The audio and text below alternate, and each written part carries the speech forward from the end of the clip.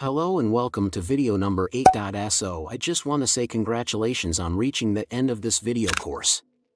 We're going to talk about a secret tip that you can use to outrank your competitors. So we briefly talked about why having a longer video was important, right? So one secret tip that we can give you is that what we have found that works is the following: longer videos in the sense of live streams, which means you get on YouTube and you talk to people live.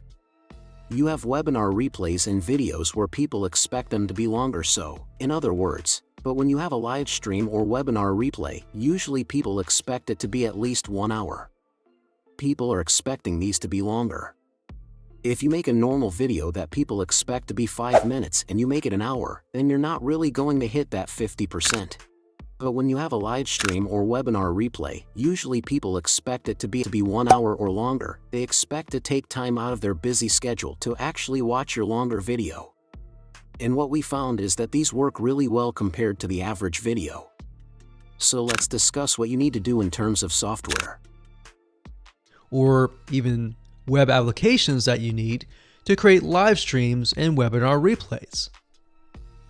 So in order to create a YouTube live stream, you're going to need to have a broadcasting software. There are many. You can go to YouTube and type in live stream, how to set it up, and there's a lot of videos on that. But this is one particular one that we have used and that has worked really, really well for us. It's called Open Broadcaster Software, and it's free, best of all. And that is located at obsproject.com. So as you can see here, there is versions for Windows, Mac, and Linux. So it's simply as easy as downloading and you can start streaming. So the reason why you need this software is basically what it does is it connects to the YouTube live stream system. And when you're ready, you click record and you're good to go. Now, I'm not going to go in depth on how to use this product just simply because there are so many different options and so many different ways of using it. Now, like I said, the tip is when outranking your competitors to have longer views. This is good for kind of a face-to-face talking head type long video. Now, if you want to use a camera, you can do that. If you want to do something like screen capture, meaning you're going to show your screen, then you're going to want to use something like GoToWebinar. And you can go to gotomeeting.com/webinar to do that.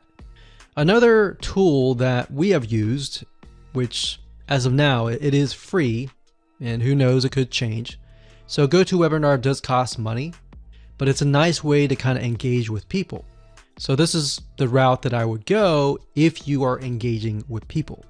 If you're not engaging with people and you're simply doing screen capture, there is a tool called Use Loom. Let me show it to you. So useloom.com.